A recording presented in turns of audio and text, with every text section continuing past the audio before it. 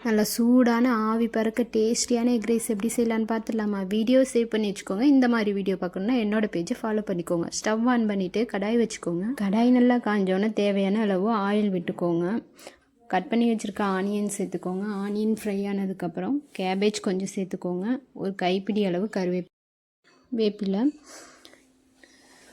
கொஞ்சம் பச்சை மிளகாய் போட்டுட்டு கட் பண்ணி வச்சுருக்க வெஜிடபிள்ஸ் எல்லாம் ஒன்று ஒன்றா ஆட் பண்ணிக்கோங்க. ஆட் பண்ணி நல்லா கலந்து விட்டு கொஞ்சம் பட்டாணி போட்டுக்கோங்க. அப்புறம் எக் உடச்சி ஊற்றிக்கோங்க. எக் நல்லா கிராம்பிள் ஆகட்டும். 1 teaspoon garam masala, 1 teaspoon chilli powder, 1 மூடி சோயா சாஸ், வடித்த சாதம் கொஞ்சம் சேர்த்துட்டு நல்லா கலந்து விட்டு கொஞ்சமாக கேஷ்நட் ஆட் பண்ணியிருக்கேன். உங்களுக்கு தேவைன்னா போட்டுக்கோங்க, ஆப்ஷனல் தான். அவ்வளோதான். லாஸ்ட்டாக கொத்தமல்லி தூவி இறக்கி சாப்பிட்டா அம்புட்டு டேஸ்ட்டாக இருக்கும். ட்ரை பண்ணி பாருங்கள். மறக்காமல் கமெண்ட்ஸில் சொல்லுங்கள்.